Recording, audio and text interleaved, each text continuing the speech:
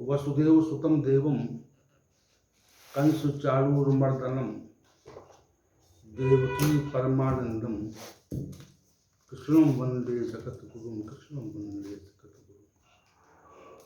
कृष्णाय वासुदेवाय हरे परमात्मने प्रणत क्लेश नाशाय गोविंदाय नमो नमः गोविंदाय नमो नमः। आज हम भगवत गीता के प्रथम अध्याय के श्लोक संख्या 12 की व्याख्या करना चाहेंगे। श्लोक संख्या 12 में ये मूल श्लोक है। तस्य संजनयन हर्षम कुरु वृद्धा पितामह सिंहनादम विनद्योच्चै शंखम दधमो प्रतापवान। दुर्योधन को हर्षित करते हुए कौरवों में वृद्ध पितामह भीष्म ने सिंह के समान उच्च स्वर में दहाड़ कर शंख का उद्घोष किया। दुर्योधन ने आचार्य द्रोण से पांडव पक्ष के योद्धाओं का और उसके उपरांत अपने पक्ष के योद्धाओं का वर्णन किया था तथा ये कहा था कि और भी बहुत से शूरवीर हमारे लिए जीवन की आशा का परित्याग करके हमारे साथ खड़े हैं। पुनः उसने पितामह भीष्म की रक्षा के लिए सबको निर्देशित किया था। इस सब कथन का आचार्य द्रोण ने उत्तर नहीं दिया। आचार्य द्रोण ने जब कोई उत्तर नहीं दिया तो पितामह भीष्म का ये उत्तरदायित्व था कि दुर्योधन का मन प्रसन्न करने हेतु कुछ उत्तर देते। इसी की प्रतिक्रिया में पितामह भीष्म ने सिंह की तरह दहाड़ कर अपना शंख बजा लिया। संजय का कथन है कि कौरवों में वृद्ध पितामह भीष्म ने दुर्योधन को प्रसन्न करने के उद्देश्य से शंख बजाया। इसका अभिप्राय यह है कि दुर्योधन ने महाभारत के युद्ध के लिए बड़ा श्रम किया था। उसने 11 अक्षौहिणी सेना एकत्र की थी। अनेक देश के प्रांत के राजा महाराजाओं को युद्ध में निमंत्रित करके उन्हें महाभारत के युद्ध में एकत्र किया गया। ये कोई सामान्य कार्य नहीं था। उसने इस कार्य के लिए बहुत श्रम किया होगा। कितना धन खर्च किया होगा इसका सहजता से अनुमान भी लगाया जा सकता है। इतना सब करने के पश्चात उसके मन में संशय था कि विजय होगी अथवा पराजय होगी। उसके मन में विजय के प्रति अनिश्चितता के भाव थे। किसी अति श्रम से किए गए कार्य के परिणाम के प्रति जब व्यक्ति की अनिश्चितता की स्थिति रहती है या व्यक्ति अनिश्चित रहता है तो उसे अंदर से दुख रहता है। ऐसा ही भाव दुर्योधन के मन में भी है। इसी भाव को पितामह भीष्म ताड़ गए और जान गए। वो इस स्थिति में क्या कर सकते थे। युद्ध को कुछ समय पश्चात आरंभ होना था। उनके पास एक ही विकल्प था कि शंख की ध्वनि से गुंजाते हुए दुर्योधन के हृदय को हर्षित करें और उसे प्रसन्नता प्रदान करें। उन्होंने ऐसा किया। शंख की ध्वनि जब हुई तो सिंह की दहाड़ के समान तीखी और भयानक आवाज वाली थी। उसने दुर्योधन के मन में जो दुख और अनिश्चितता का भाव था उसे पर्याप्त सीमा तक कम कर दिया। पितामह भीष्म वृद्ध होने के बावजूद बहुत शक्तिशाली थे। वृद्धावस्था ने भी उनके तेज को कम नहीं किया था।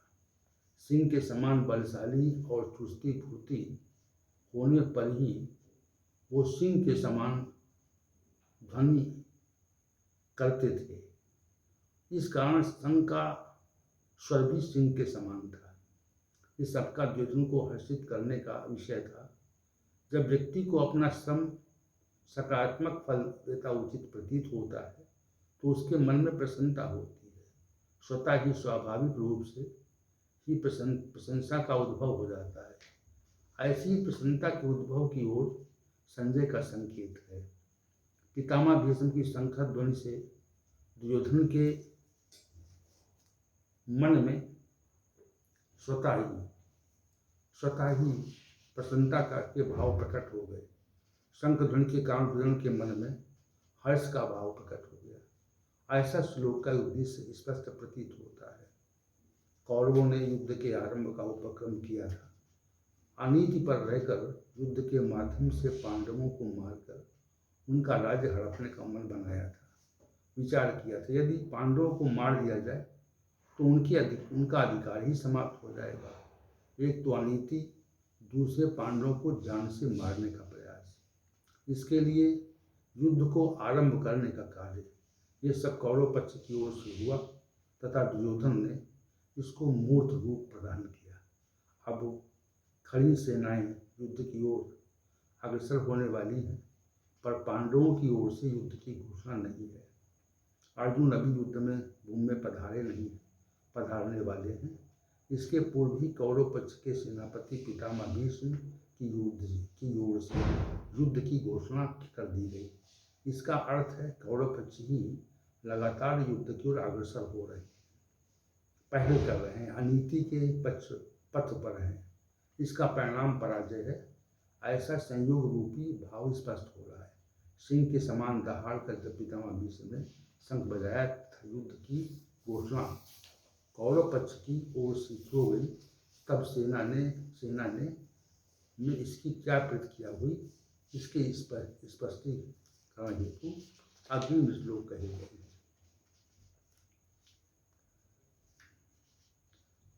13वां श्लोक भी इसी के संबंध में है। तथा शंखास्य पेयास्य पन्वार्ण गोमुखा सा शैवाभ्यनंत सा शब्द से तुमलो भवत।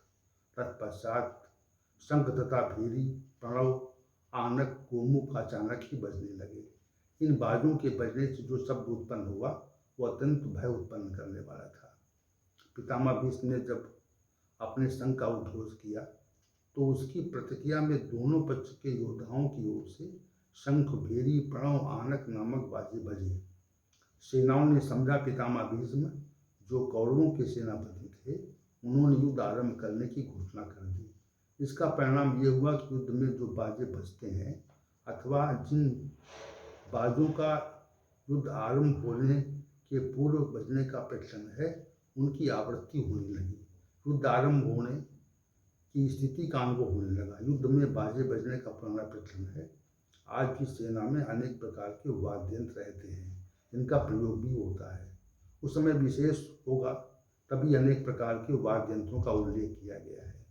रणभूमि में पितामह भीष्म द्वारा शंखध्वनि, तत्पश्चात दोनों पक्ष के द्वारा अनेक प्रकार के वाद्य यंत्रों के बजने से युद्धस्थल का वातावरण युद्ध के आरंभ होने जैसा हो गया, क्योंकि इसका शब्द बड़ा भयंकर हुआ। शब्द से तुमलो अभवत का यही अभिप्राय है। सेना में पर्याप्त लोगों ने बाजे बजाए, इस कारण शब्द उसका बड़ा भयानक हुआ। भयानक शब्द होने के कारण ये समझा गया युद्ध आरंभ होने वाला है और आरंभ होने की स्थिति में है। इस कारण पांडव पक्ष के मुख्य योद्धा अर्जुन का भगवान कृष्ण का पदार्पण युद्ध स्थल में हो रहा है। इस स्थिति के प्रस्तुतिकरण हेतु अग्रिम श्लोक कहा गया। ओम सहनावतु सहनौ भुनक्तु सह वीर्यं कर्वावहै तेजस्विनावधीतमस्तु मा विद्विषावहै। ओम शांति शांति शांति।